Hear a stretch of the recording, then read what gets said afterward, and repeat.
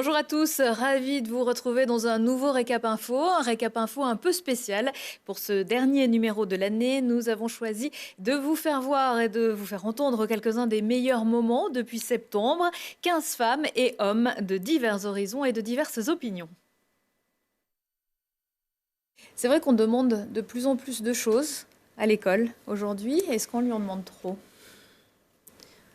Enfin, j'allais dire, on n'en demande jamais assez, mais c'est vrai qu'il y a un moment où il faut pouvoir s'arrêter. Mais je crois que tout le monde a compris que l'école n'est plus là seulement pour dispenser du savoir. D'abord, elle se demande ce que ça veut dire que dispenser du savoir. À quoi ça sert de donner des leçons, français, maths, histoire géo, etc. Enfin, bon, C'est important d'expliquer tout ça aussi. Et donc, déjà, il faut que les enseignants soient conscients, et ils le sont de plus en plus, que, d'accord, ils doivent délivrer du savoir, mais ils doivent aussi apprendre la manière dont ils doivent le délivrer à des élèves qui ne sont plus les élèves que moi j'étais, par exemple, dans mon vieux temps.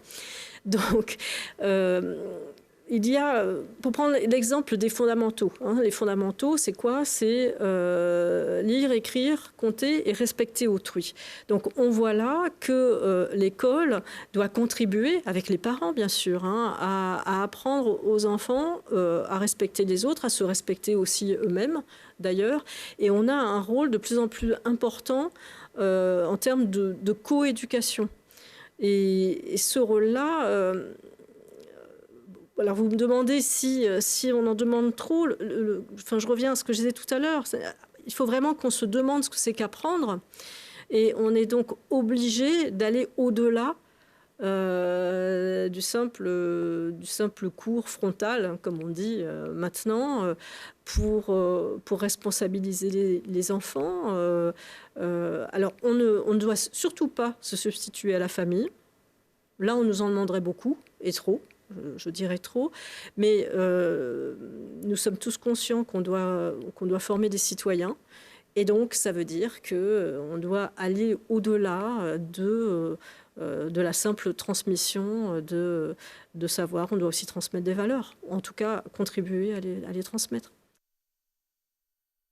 Je fais partie de la commission spéciale bioéthique. Nous avons examiné le texte du lundi au vendredi dans la nuit la semaine dernière, et nous commençons lundi l'examen en séance publique.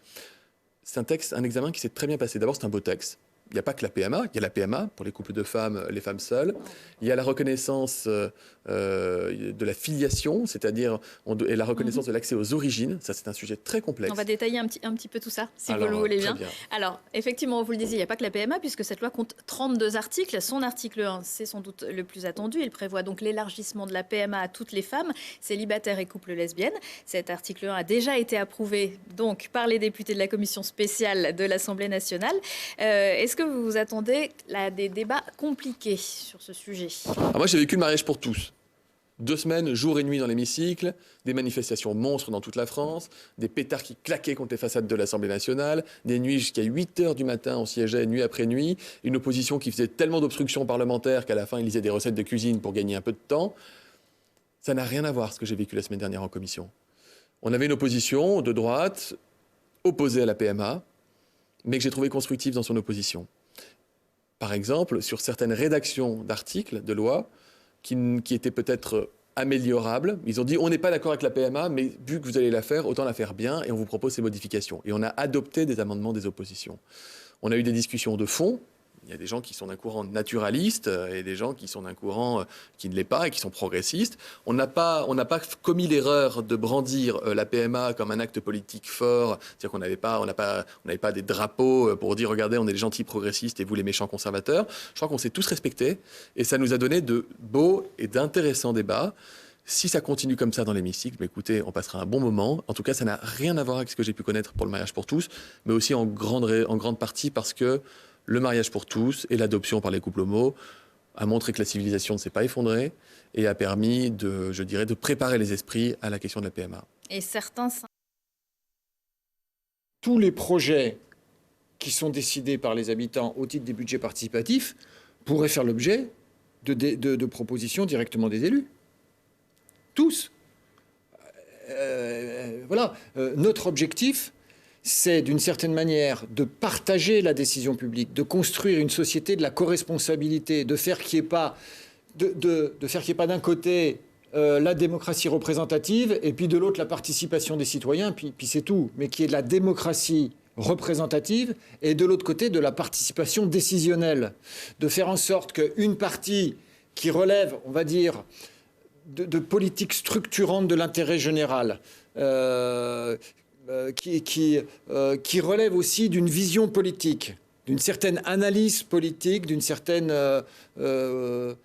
perspective politique. Et là, c'est du débat politique, hein, entre les positions des uns et les positions des autres, fasse plutôt l'objet, disons, de politique de représentation dans un premier temps. Mais il y a tout un champ qui est énorme à côté, qui peut faire l'objet de décisions directes des citoyens. Il y a toujours une tension entre la démocratie représentative et la démocratie participative, directe, la démocratie d'expression. Parce qu'il y a une limite peut-être. On ne peut pas demander aux gens de décider. Voilà, ils ont élu une équipe qui a un conseil municipal, il y a un maire qui prend des décisions. On ne peut pas demander aux gens de prendre ces décisions à leur place. Il y a peut-être des domaines entre guillemets régaliens, dans lesquels ils ne pourront jamais interférer.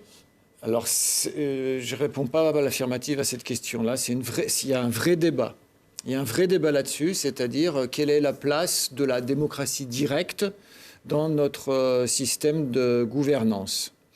Je crois fondamentalement, mais là c'est la prospective politique, que nous devons repenser nos systèmes de gouvernance, que nous devons repenser nos systèmes de la délibération publique, et que ce que nous avons fait à Grenoble de manière extrêmement exploratoire là, sur la démocratie participative, qui demande à être consolidée, qui demande à être repensée, qui demande à être interrogée, qui demande à être évaluée, ce que nous avons fait en permanence, mais il faut sans doute aller plus loin, qui demande à être critiqué, bien entendu, doit être fait avec cette perspective-là d'interroger de nouveaux modes de gouvernance.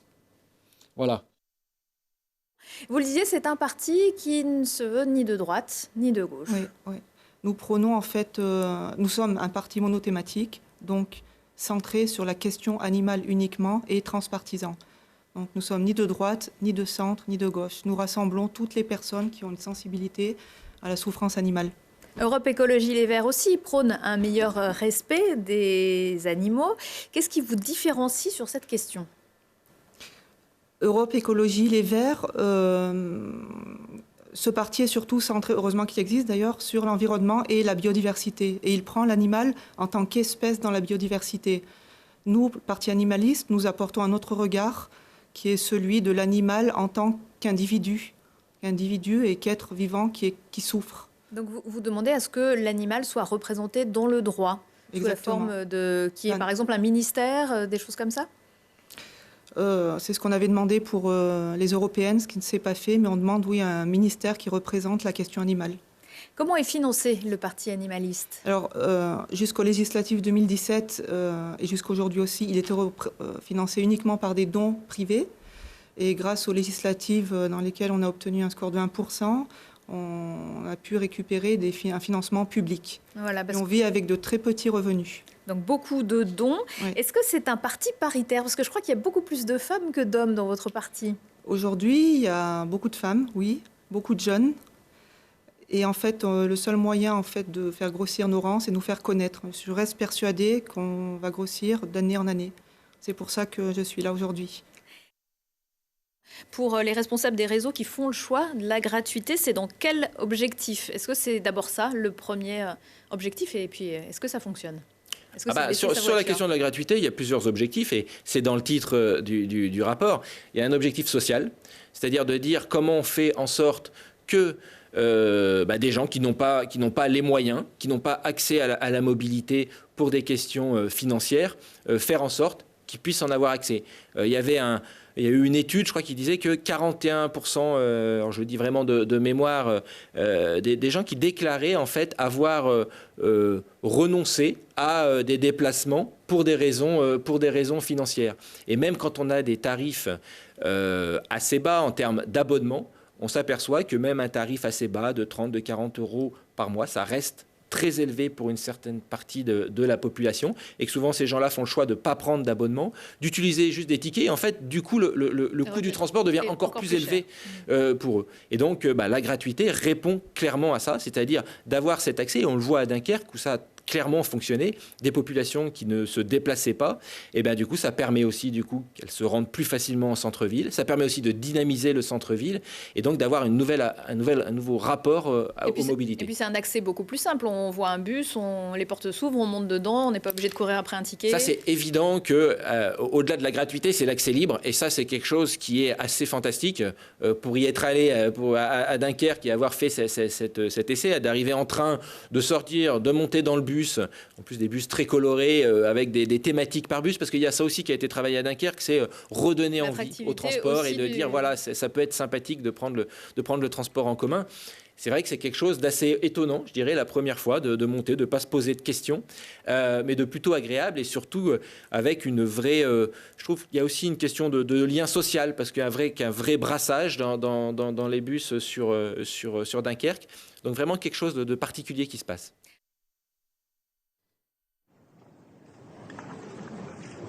La minute de silence s'achève lorsqu'un député UMP, Serge Grouard, entame l'hymne national. D'abord surpris, ministres et députés se mettent aussi à chanter. Cette Marseillaise va donner la tonalité de cette journée, celle de l'unité nationale. À quoi vous pensez quand vous regardez ces images? L'émotion, beaucoup d'émotions.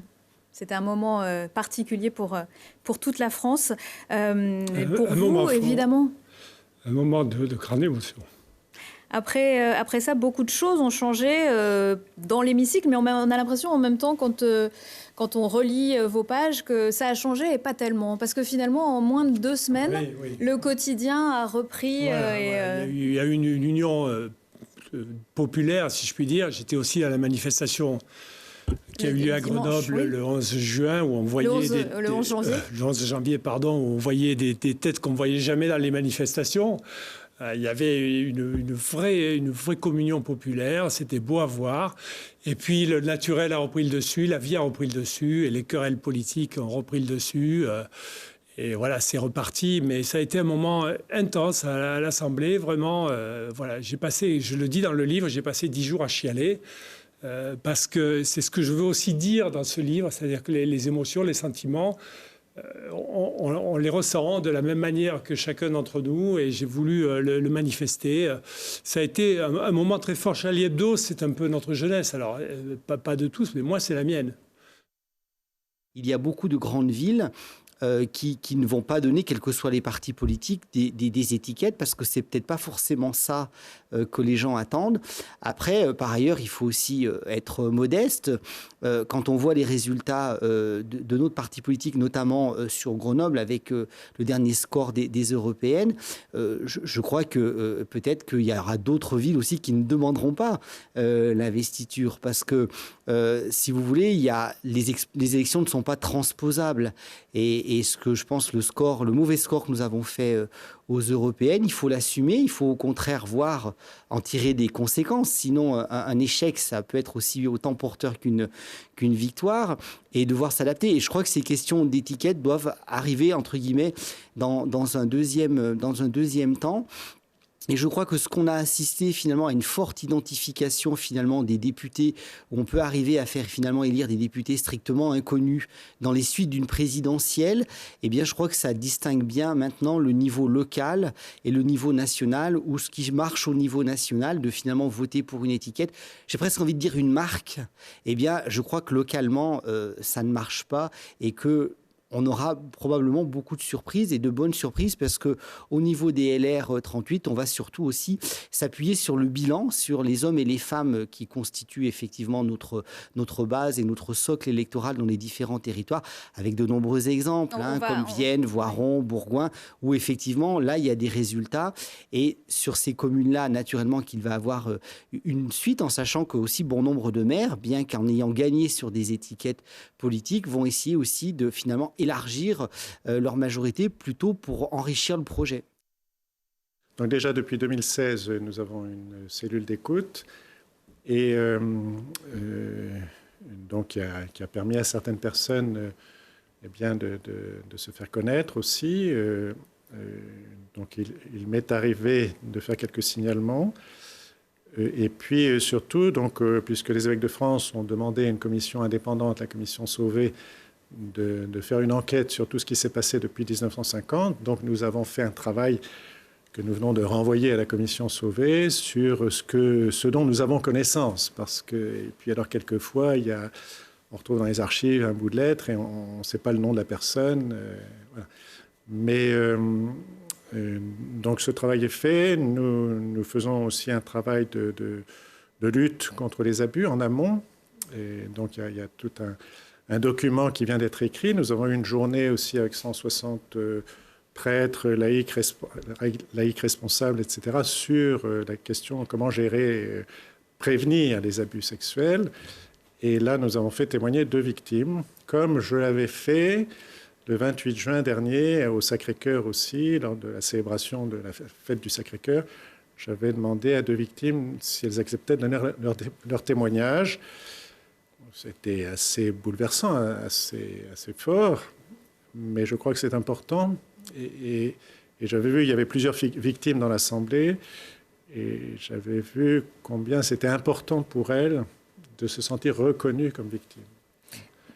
Dans ce rapport que vous avez envoyé à la commission indépendante, est-ce que vous savez, alors sur les faits qui ont été portés à votre connaissance, mais combien de personnes pourraient être concernées ? Ça fait depuis 1950, avec des cas dont on ne sait pas s'il y a eu vraiment quelque chose. Et là, il y a des cas où je n'ai pas de retour. Ça fait autour de 23-24 personnes.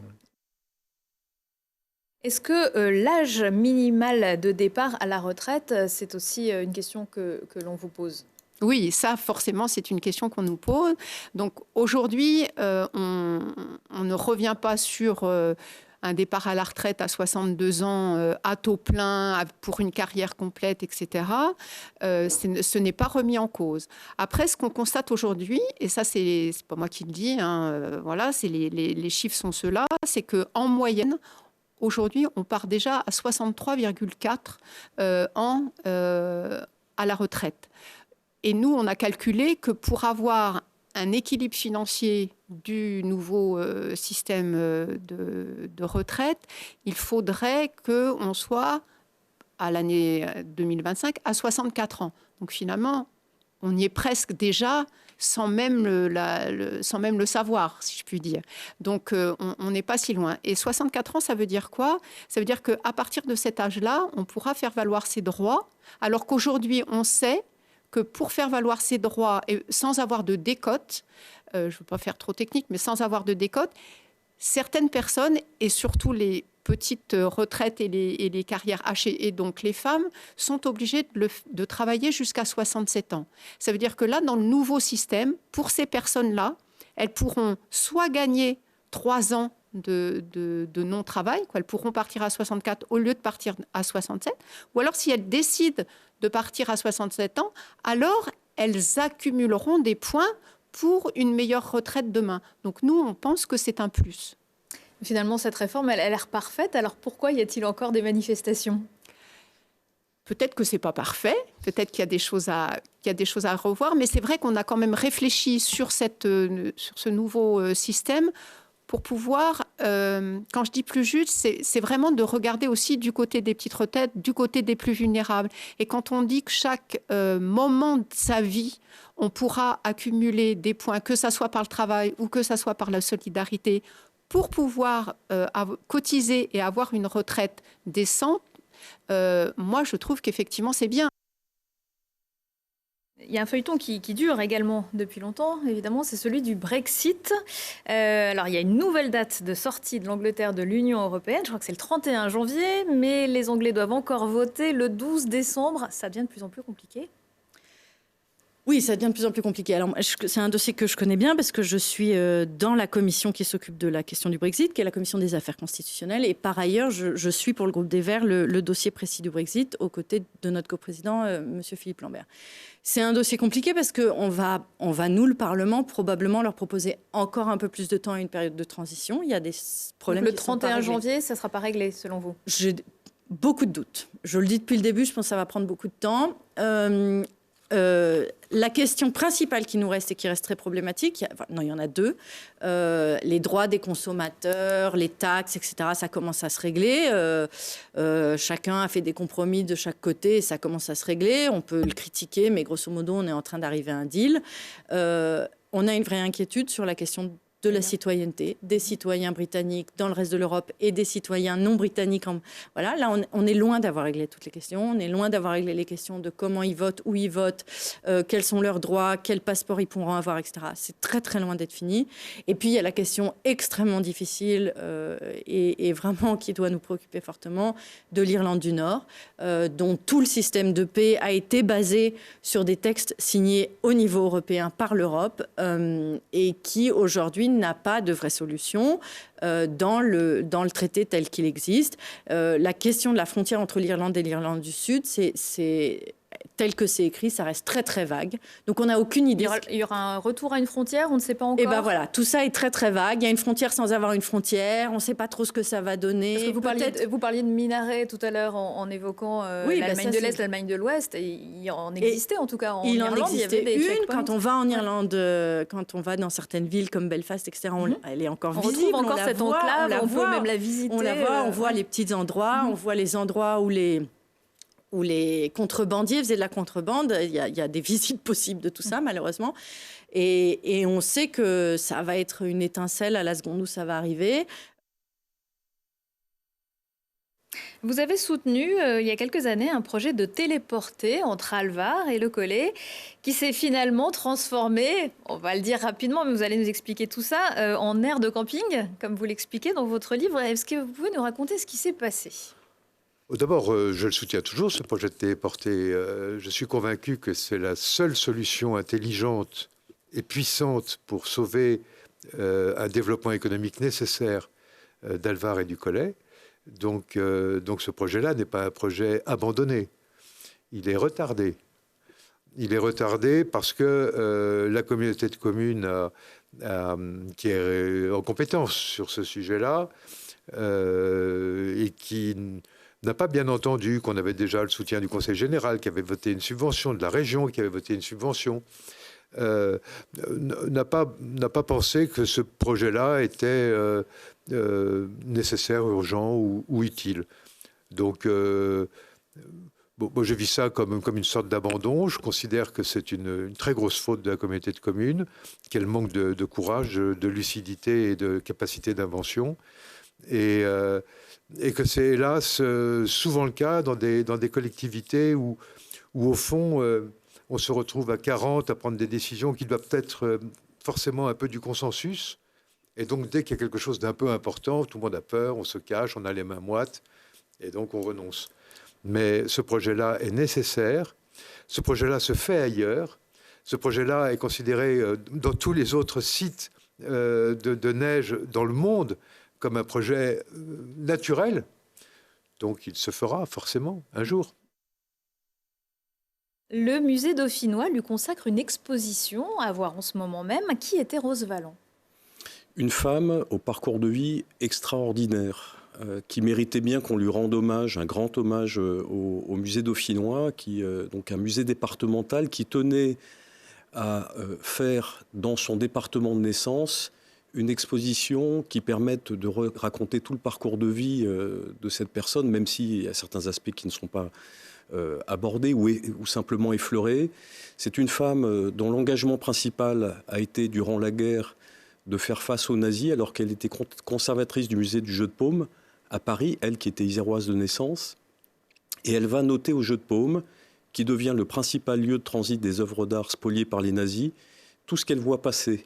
C'est toutes les petites notes toutes ces notes qu'on voit qui sur les sont images. en l'occurrence des brouillons qu'elle mettait ensuite au propre sur la provenance de telle ou telle œuvre d'art qui sont parfois des chefs-d'œuvre qu'on retrouve aujourd'hui dans les musées, qui ont été la plupart du temps spoliées à des familles juives et parfois aussi à des musées. Et ces notes, ces informations qu'elle va prendre, évidemment secrètement et par rapport à l'occupant qui donc est en relation et qui est au jeu de paume mais en prise directe avec elle, elle va les transmettre à la résistance. Et après la guerre, ces notes vont permettre de retrouver quelques 60 000 œuvres d'art en Allemagne, principalement, et ces œuvres d'art seront restituées aux propriétaires légitimes. Donc c'est un travail extraordinaire qui a permis une récupération incroyable de dizaines de milliers d'œuvres d'art. Tous ces documents, elle les transmettait au fur et à mesure ? Ces éléments qu'elle rassemblait quotidiennement, ou pratiquement, elle les transmettait régulièrement à la Résistance, et notamment au patron des musées nationaux à l'époque, qui relevait de la Résistance, qui s'appelait Jacques Jaujard, et qui lui-même les faisait passer à Londres. Donc un travail qui a été aussi transmis aux Monuments Men, qui sont assez connus par un film hollywoodien.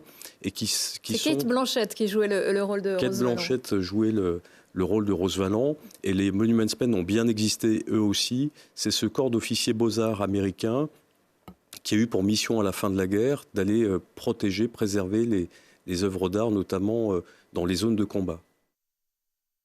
La lutte contre la drogue, c'est une préoccupation, on va dire, constante à Grenoble. Une perquisition, mais effectuée par la police judiciaire cette fois, qui ne dépend donc pas de la DDSP, a eu lieu dans le quartier Mistral mercredi. 12 personnes ont été interpellées. Elles sont soupçonnées de participer donc à un trafic de drogue. Est-ce que c'est compliqué pour la police d'intervenir dans le quartier Mistral ? Alors, le quartier Mistral est un des quartiers de la zone de sécurité prioritaire. Qui existe depuis 2013 pour ce secteur. Sur ce quartier, la brigade spécialisée de terrain, qui intervient sur l'ensemble de la ZSP et qui fait un travail de grande qualité, travaille comme sur les autres quartiers ZSP, c'est-à-dire la Villeneuve-Grenoble, la Villeneuve-Échirolles ou le quartier Stesser, la plupart du temps en pédestre. Donc c'est un quartier sur lequel on travaille. On n'a pas sur notre territoire de zone de non-droit. On a des quartiers qui, selon les circonstances, sont des quartiers un petit peu plus complexes à appréhender. Et on n'intervient pas sur le quartier Mistral peut-être à 23h ou dans des situations de tension. Mais d'ailleurs, quelles que soient les raisons de l'intervention, ça peut être un simple différend familial ou un malaise sur la voie publique, pas systématiquement dans les mêmes conditions qu'à proximité immédiate de l'hôtel de police. Mais sur le quartier Mistral, on travaille, la BST travaille, on fait au quotidien des patrouilles pédestres, de l'intervention, de la sécurisation en lien avec l'ensemble des partenaires, dans l'intérêt de la population. Il faut le dire, ça mérite d'être rappelé, la police ne se réveille jamais le matin pour aller dire « allez, on va aller sur Mistral, embêter les délinquants », nulle part. On va sur les quartiers, on va là où les nuisances qui nous sont rapportés par la population, par les partenaires ou qui sont mesurés, méritent notre présence et notre intervention. Donc Mistral, comme les autres quartiers ZSP, on y est présent tous les jours. Tous les jours, on patrouille. Très souvent, on fait des visites de parties communes. Très souvent, on interpelle des personnes qui sont impliquées dans le trafic de stupéfiants, mais pas seulement. Ça peut être des personnes qui sont impliquées dans des affaires d'atteinte aux biens ou d'atteinte aux personnes. On a de l'événementiel, on a l'affaire du quotidien, puis on a des affaires et c'est... Le Secours catholique a rendu son dernier rapport sur la pauvreté en novembre. Le moins que l'on puisse dire, c'est que ça ne s'arrange pas. C'est ce que vous avez constaté l'un et l'autre, Éric Raucourt ? Ah oui, tout à fait. C'est de pire en pire. Il y a de plus en plus de femmes, de plus en plus de gens diplômés, des migrants, ce que vous disiez tout à l'heure. Après, sur les maraudes, on se rend compte qu'il y a quand même, sur Grenoble en tout cas, des réseaux de passeurs qui sont extrêmement actifs. Et selon le public ils amènent le public en fait qui correspond à l'offre d'hébergement. C'est-à-dire il y a une offre d'hébergement. Il y a une offre d'hébergement. Je croyais qu'il n'y en avait pas. Selon la priorité en fait, disons qu'il est plus facile d'être pris en charge quand on est une femme seule avec un enfant, ou voire même 2 ou 3 enfants, que quand on est un homme seul. Quand on est un homme seul, on est sûr de rester à la rue pendant plusieurs mois d'affilée. Ça, il y a vraiment pas photo. Il y a eu quand même une enquête, la 13e édition de l'enquête de l'Ipsos, cette année, qui était aussi avec le 30e anniversaire de la signature de la Convention des droits de l'enfant. On a quand même pointé, enfin ce qu'on souligne, c'est quand même aujourd'hui 62% des enfants qui étaient interrogés ont une crainte de devenir pauvres. C'est 4% de plus que 2015 par exemple. Si je parle que des enfants, on peut aussi prendre les chiffres de l'INSEE. Il y a quand même 500 000 ménages dans le département de l'Isère qui vivent sous le seuil de la pauvreté. C'est-à-dire qu'aujourd'hui, elle est là, la pauvreté, la précarité. Malheureusement, elle est là et elle continue encore, elle est en augmentation. Il ne faut pas ne voir en Alain Carignon que le maire corrompu qu'il a été, qui a manipulé les gens, qui a manipulé les médias, qui a manipulé les responsables politiques. Je ne vois pas que le maire qui fait des attaques personnelles avec des méthodes, franchement, qu'on ne voit que chez lui, et je le dis, et qui ne sont pas correctes. Je vois le maire qui a laissé une ville en ruine à son départ et qui s'en moquait complètement de l'intérêt général. Donc j'entends le discours aujourd'hui, cette espèce de campagne de rédemption, presque le fils prodigue. Alors, il n'a pas l'âge du fils, il a payé sa dette à la société. Mais les mêmes causes produisent les mêmes conséquences. Est-ce qu'on confie les rênes d'une ville? Est-ce qu'on confie les finances publiques? Est-ce qu'on confie nos impôts locaux? Est-ce qu'on confie le développement économique? Est-ce qu'on confie le développement environnemental d'une ville et d'une métropole comme la nôtre à quelqu'un qui n'a pas su agir pour l'intérêt général et qui s'en est mis plein les poches? Moi, je pense que non. Je pense que les Grenoblois sont extrêmement nombreux à considérer que cette candidature est grotesque, voire malsaine. Maintenant, la démocratie étant ce qu'elle est, il est candidat, mais je ne focaliserai pas la campagne et je ne pense pas qu'il faille se focaliser davantage sur le cas d'Alain Carignon. Je crois que le vrai duel dans cette campagne municipale sera celui qui opposera le maire sortant à la candidate que je soutiens, qui s'appelle Émilie Chalas et qui, elle, représente plutôt l'avenir de la ville et de la métropole. Je vais vous dire une chose, je fais un pronostic, il plafonnera quoi qu'il arrive à 14-15, et encore, si c'est le seul candidat de la droite. S'il y a une deuxième liste de droite, je pense qu'il ne passera pas le cadre du deuxième tour, parce que s'il y a un électorat à Grenoble qui vote encore à droite, et c'est tout à fait leur droit, beaucoup voteront pour Carignon par défaut. Et s'ils avaient une offre alternative, ils voteraient pour une offre alternative. Et moi, je souhaite que les Républicains, que le Parti des Républicains prenne ses responsabilités et permette aux citoyens grenoblois qui se sentent de droite mais n'ont pas envie de voter pour quelqu'un qui a été condamné en justice, je souhaite qu'ils puissent monter une liste de façon à leur permettre d'enrichir l'offre politique pour les municipales. Écoutez, je ne sais pas si Nathalie Béranger, Michel Savin et beaucoup d'autres veulent faire des listes, mais en tout cas, s'ils veulent en faire une, je les inviterai à se dépêcher parce que je crois que c'est au mois de mars, que nous sommes déjà au mois d'octobre et que je pense que des élections municipales sur des tailles comme ça ne s'improvisent pas. De mémoire, il doit y avoir 59 colistiers ou en tout cas une petite soixantaine. Donc je crois que voilà, une liste pour quel projet, pour faire quoi, moi je crois que toutes les bonnes initiatives sont les bienvenues, mais d'une façon générale, et c'est la maxime que j'appliquerai sur les différentes communes de l'Isère, et j'ai envie de traiter Grenoble entre guillemets un peu comme les autres, c'est que partout où il y aura des divisions, finalement ça va plutôt engendrer finalement la déperdition et la non-victoire. Donc j'invite chacun à prendre ses responsabilités et à surtout bâtir quelque chose avec Grenoble. En tout cas, les sondages montrent que je ne sais pas comment se finira l'histoire, mais je pense qu'effectivement, le 20% d'Alain Carignon montre que probablement Alain Carignon a une histoire à vivre avec Grenoble. Mais il n'y aura pas de liste, les Républicains? Je pense que ce n'est pas arbitré dans le sens que je n'ai pas de candidature de liste LR pour l'instant officielle. Donc si effectivement quelqu'un revendique une investiture, ce qui n'est pour l'instant pas arrivé ni par Alain Carignon ni par quelqu'un d'autre. Donc on peut me faire parler des heures en extrapolant des situations qui pour l'instant ne sont pas arrivées, puisque pour l'instant, je ne sais pas si je dois être un président LR heureux ou malheureux, mais je n'ai pas de demande d'investiture sur la ville de Grenoble. Moi, je trouve que Alain Carignon est un homme admirable, de ténacité d'abord. Vous vous rendez compte que sans formation politique, avec un passé dont tout le monde parle à son détriment, il est parvenu en quelques mois à être le possible futur maire de Grenoble. Et qu'il est aujourd'hui, alors que le paysage politique contient tant d'hommes politiques, c'est Piolle ou Carignon. Je trouve ça extraordinaire. Ça prouve d'abord un attachement réel de cet homme à la ville, ça c'est une évidence. Ça prouve tout de même un bilan ancien, probablement oublié de beaucoup, mais qui est quand même réel. Et chacun se rappelle de la belle époque. C'est-à-dire au moment où Grenoble a accueilli le synchrotron, le musée de Grenoble, le magasin. Enfin, j'oublie beaucoup de choses, mais il y a Après, c'était un contexte économique particulier aussi, depuis bien entendu. des difficultés pour tout le monde. Oui, mais on peut pas dire à un moment, ça arrive et c'est pas grâce au maire, et puis après, tout ce qui va mal, c'est la faute du maire. Donc, il faut reconnaître que tout ce qui a le tramway, le premier référendum d'initiative locale. Enfin, donc, il y avait des idées. Donc, moi, je trouve ça assez admirable. Ensuite, je n'ai aucune idée de ce que sera l'issue de cette campagne électorale. Je pense que les deux hommes qui sont en compétition, M. Piolle et M. Carignan, sont deux hommes de grande qualité. Et je constate simplement que le débat se fera entre eux deux et que personne d'autre autour n'est en mesure aujourd'hui de les challenger. Alors, Michel Ysindou, est-ce que vous pensez, vous aussi, qu'il y a une place pour une liste alternative à gauche, à Grenoble notamment ? Je pense qu'Olivier Noblecourt est un bon candidat. Il était socialiste, il se dit encore de gauche. J'ai entendu ce matin sur France Inter revendiquer... Puisque vous dites dans votre livre que vous écoutez souvent France Inter, vous avez écouté son entretien ce matin. J'ai eu le bonheur de l'entendre. J'ai trouvé très cohérent son discours sur la pauvreté. Il a fait effectivement mener une mission sur la pauvreté, mais on ne peut pas lui reprocher, c'est plutôt bien et ça peut être plutôt utile pour Grenoble à l'avenir. Donc je pense que c'est un bon candidat.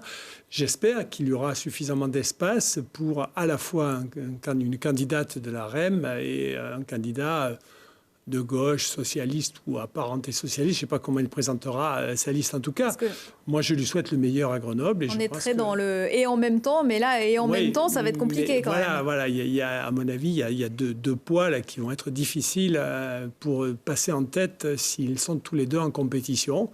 Mais Olivier Noblecourt est un candidat tout à fait respectable et tout à fait présentable pour Grenoble. Et puis, évidemment, il y a aussi Alain Carignan qui a 70 ans. Vous n'avez pas encore 70 ans. Est-ce que vous pourriez refaire de la politique ? Oui, s'il le fait à 70, je peux le faire un peu moins. Non, mais Alain Carignan, voilà, moi j'en pense le plus grand mal comme beaucoup. Je pense que même s'il dit avoir payé, c'est ce qu'il a dit dans son petit...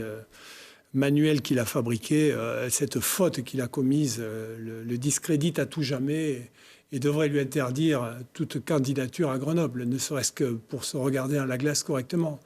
Voilà, il a fait de grosses bêtises et au-delà, un des rares qui a été emprisonné. Et vraiment, non, je ne lui accorde aucun crédit et j'espère que les Grenoblois sauront s'en souvenir. Les élections municipales à Grenoble et ailleurs, ce sera bien sûr l'une des grandes thématiques que nous aborderons dans le premier trimestre 2020. En attendant, le Récap Info s'accorde quelques jours de repos. Je vous souhaite à tous d'excellentes fêtes et je vous dis à l'année prochaine.